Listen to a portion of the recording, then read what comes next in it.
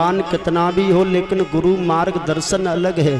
गुरु कर्म का दाता है। गुरु ब्रह्मा, गुरु विष्णु, गुरु साक्षात पार ब्रह्म परमात्मा।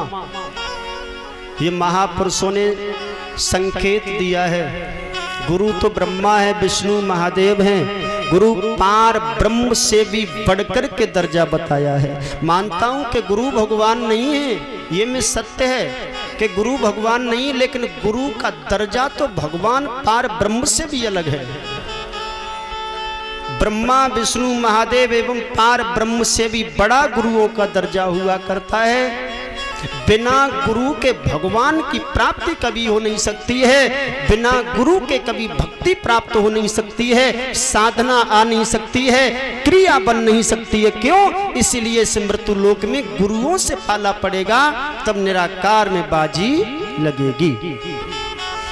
जब तक हम पहले साकार को नहीं पूजेंगे तब तक निराकार में हम पहुंच नहीं पाएंगे। साकार और निराकार में जमीन आसमान का अंतर है।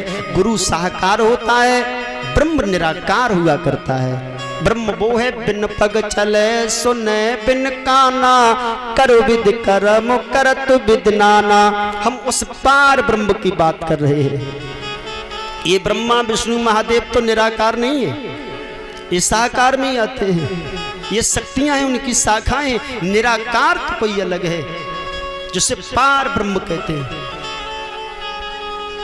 जिनका कोई पैर नहीं है, आंखें नहीं है, कान नहीं है, मुख नहीं है, लेकिन सबकी सुनता है। सृष्टि का वर्णन उन्होंने ही करवाया था। वो अलग है, वो शरीर से अलग है, 9वें खंड से अलग है। वो 10वें खंड पर भक्ति के मार्गदर्शन से मिलता है। जब सुरती ब्रह्मांड में जाएगी और ब्रह्मांड में जब ब्रह्म का दर्शन करेगी आहारे लोगों, तो ये जीव का हृदय गदगद हो जाएगा और उसे वैराग्य प्राप्त होकर के भगवान का परम धाम प्राप्त हो जाएगा।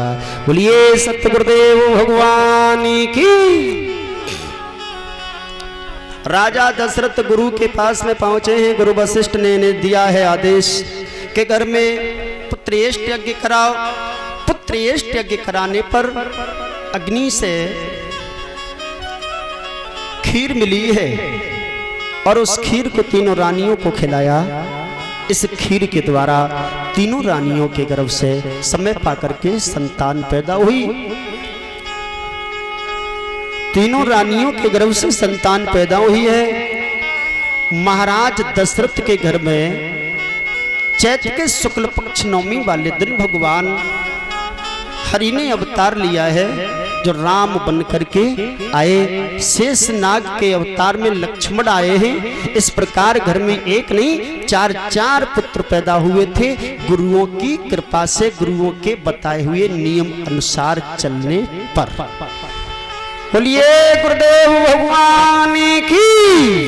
और 2 लाइन सभी लोग कीर्तन बोलेंगे, फिर आगे बड़ी सुंदर कथा है कृष्ण जन्म के बारे में और बड़े भाव से कथा सुनेंगे। बड़ी सुंदर कथा है।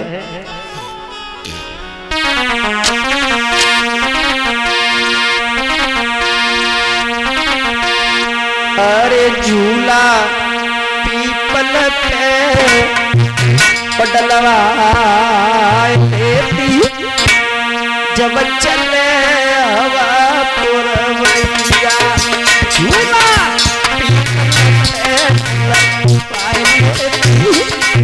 चले हवा पुरवैया।